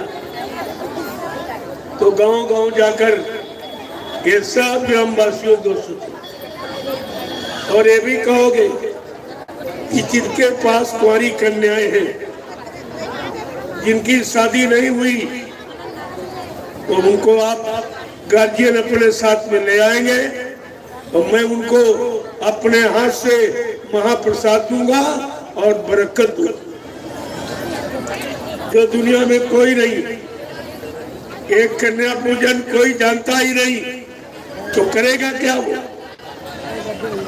ये केवल मैं ही करता हूँ, पूरे हिंदुस्तान में कोई नहीं, क्योंकि ये नहीं मालूम है यही कन्याएं आगे माँ बनेगी। इनसे ध्रुव प्रहलाद पैदा हो तो धर्म की स्थापना हो जाएगी, और सच्चे चरित्रमान पैदा होंगे तो देश समाज का काम हो जाएगा। इस बिंदु को इसलिए पकड़ा गया। बेटी और रोटी दो ही बिंदु है आपके जीवन में। अगर रोटी की समस्या हल हो जाए और बेटी रोटी जीवन को चलाने वाली और बेटी कुल परिवार की लज्जा रखने वाले, ये दो ही काम आपके मुख्य है, और इन पर न कोई नेता ध्यान दे रहा और न कोई महात्मा। ये पकड़ अभी किसी के पास नहीं, और ये जीवन के दो ही मेन बिंदु हैं, एक रोटी दूसरा बेटी।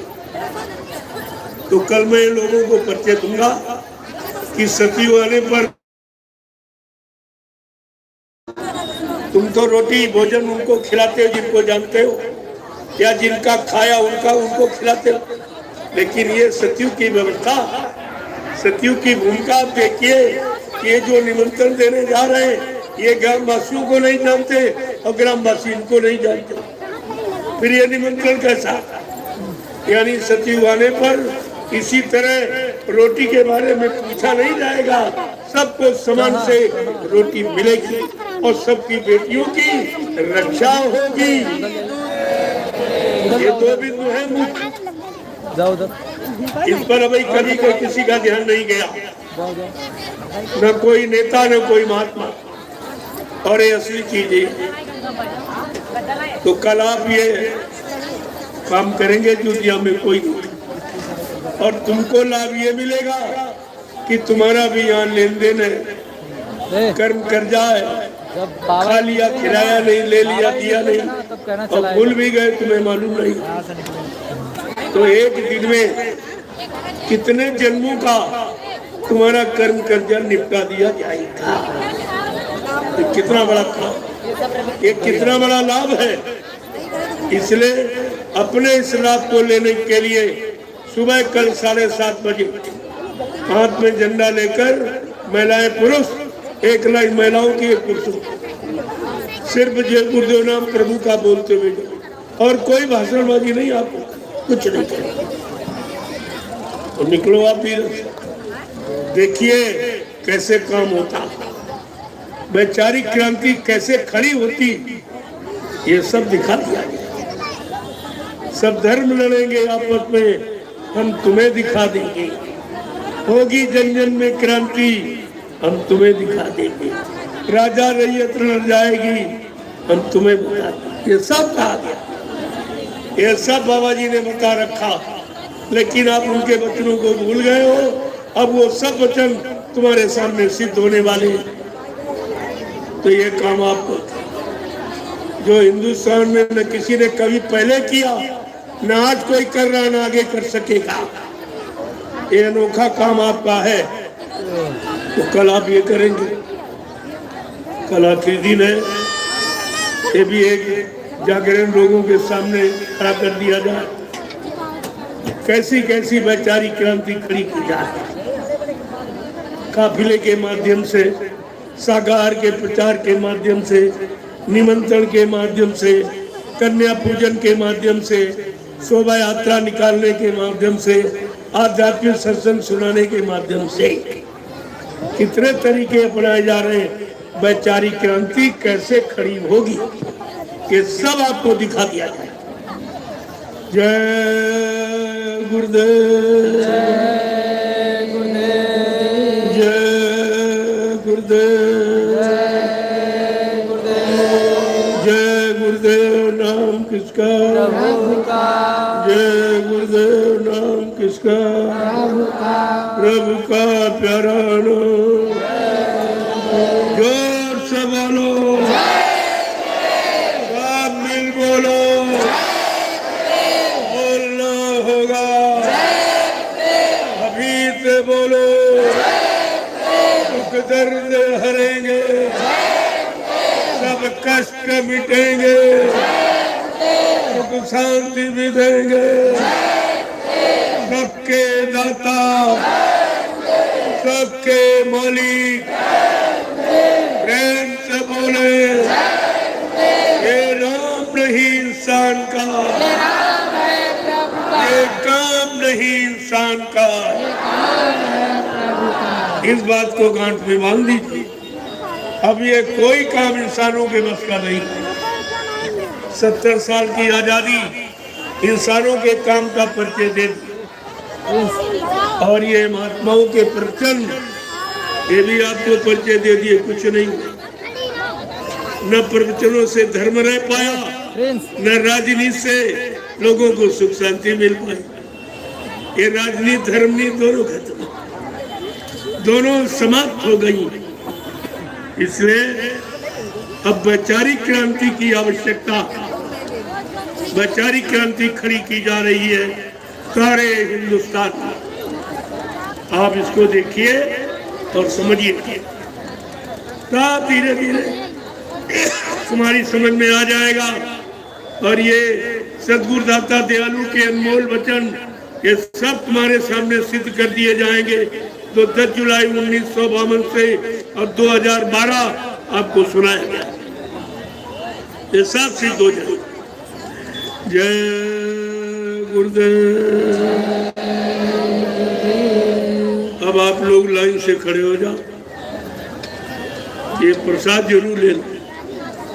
ये कहीं नहीं मिलेगा हिंदुस्तान में, कहीं चलेगा, क्योंकि प्रसाद कोई बना नहीं सकता। प्रसाद खरीदा नहीं जाता, बनाया जाता। जब कोई बना नहीं पा रहा तो खरीदने के बाद प्रचार कर दिया कि प्रसाद लेके आओ, प्रसाद लेके। अगर वो प्रसाद जहाँ से खरीदते हो वो तो मालो माल बेचारे हो जाते, उनको भी बेचने की क्या जरूरत थी। प्रसाद कहीं बेचा जाता है? इधर लगेगा, न बेचा जाता, न खरीदा जाता, इधर लगेगा, इधर प्रसाद बांटा जाता, प्रसाद बांटा जाता। आज सारे हिंदुस्तान में अनोखा काम हो रहा है प्रसाद वितरण का। अभी मैंने जय गुरुदेव आध्यात्मिक जन जागरण शाकाहारी काफिला लेके मैं निकला और 3 प्रांतों में भ्रमण किया। शाकाहारी बनने की प्रार्थना की गई। बीमारी से बचाने के लिए शाकाहार अनिवार्य। बिना शाकाहार के कोई भी देश को, समाज को बचा नहीं सकता, बीमारियों से मुक्त नहीं कर सकता, लड़ाई जगह मार काट इनका को बंद नहीं करा सकता और दुर्घटनाओं को, अकाल मौत को रोक नहीं सकता। ये एक लाइन है, ये एक लाइन। ये सब बातें आप नोट करके रखो। ये कोई नहीं कह रहा, न किसी मंदिर मस्जिद से आवाज आ रही, न किसी तीर्थ से आ रही, न कोई नेता से, न कोई महात्मा से। ये आवाज कोई नहीं लगा रहा। जिसकी जरूरत है आप लोग घर जा रहे हैं क्या? तो आप लोग प्रसाद ले लीजिए। कल का ये विशेष समय है, देखिए आप इसको, जो हिंदुस्तान में कोई नहीं कर रहा। ये निमंत्रण और कन्या पूजन, ये दोनों काम विकास भाई बिल्कुल अनोखे, द्वितीय विलक्षण है, जिनके बारे में किसी को जानकारी ही नहीं। अगर जानकारी होती और इसका लाभ मालूम होता तो ये काम ये लोग जरूर कर डालते। इसके बारे में इनको मालूम नहीं क्या लाभ इससे। जय गुरुदेव, जय गुरुदेव। देखो बड़ी मर्यादा के साथ जो सबसे पीछे खड़ा होगा उसकी तपस्या मानी जाएगी, उसको जो प्रसाद मिलेगा उसका लाभ सबसे ज्यादा। ये घुसपैठी मत करो, इधर उधर घुसकर फिर प्रसाद का मतलब नहीं रहा, वो प्रसाद नहीं रहेगा। इसलिए मर्यादा अनुशासन में आप इसको ले लीजिए। अभी आप 2 घंटे 2.5 घंटे बैठ कर सुने और अभी 1 घंटे में मिले लेता हूँ, ताकि कोई ये न कहे हमसे मिले। देखो अभी मैं मिल के आया, 1.5 घंटा लगा था रास्ते में, बहुत पहले आ जाता। तो सत्संग छूट गया। उनसे मिला, अब उनसे मिलूंगा। फिर उसके बाद सत्संग भी हुआ, तब बैठा, फिर बैठूंगा। तो बैठने का समय जानते हो, 13-13, 14-14 घंटे ये बैठता हूँ। ऐसे नहीं, इतनी मेहनत परिश्रम किया जा रहा। मैं तो सोचता हूँ सबके सिर पे हाथ पड़ जाए, लेकिन तुम इतनी भीड़ और धक्का मुक्की करते हो तो आधे छूट जाते हो। अगर एक लाइन से ऐसे आओ, ऐसे निकलते जाओ तो मैं बहुत जल्दी सब कर देता हूँ। लेकिन ये मानते नहीं, ये तो हुड़दंग मचाने वाले हैं, ये अनुशासन में रहने वाले हैं। नहीं तो ये तो बेलगाम रहे हमेशा, आवाज भी वही कर। इसीलिए इनको मिलने वाला लाभ भी छूट जाता है। नहीं, सिक्के सिर पे आम पड़ता तो सबको लाभ मिल जाता। वैसे प्रयास मैं पूरा करता हूँ, चलो भाई सबके सिर पे आंख पड़ जाए तो इनको विश्वास हो जाए। जय गुरुदेव। सतयुग कौन लाएंगे, कलयुग को कौन भगाएंगे, विश्व में सुख शांति कौन लाएंगे, जन जन में प्रेम कौन लाएंगे।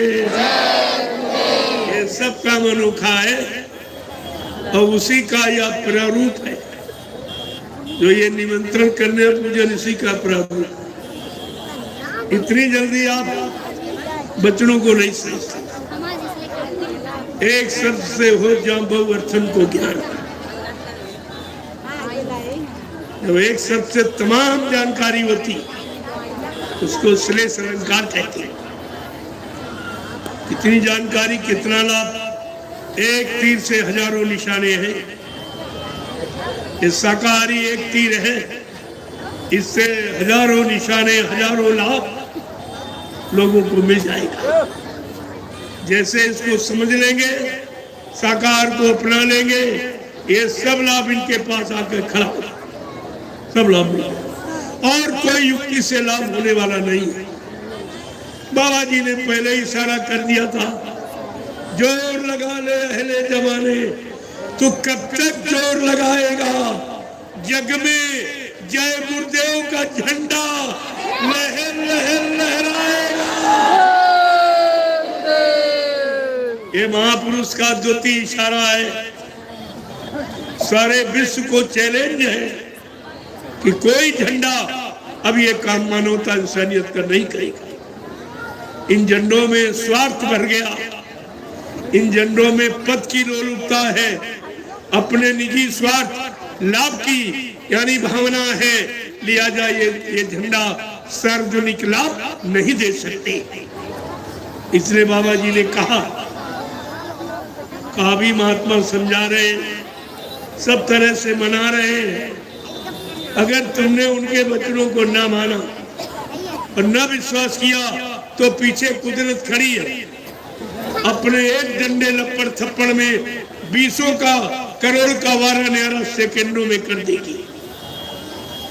और कहा ये जितने जिम्मेदार लोग काले नीले पीले हरे लाल झंडे लिए घूम रहे, ये अपने अपने झंडों को फेंक कर अगर तुम्हारे जय गुरुदेव प्रभु नाम के झंडे के नीचे अगर ना जाए तो इस बाबा को बाबा मत कहना।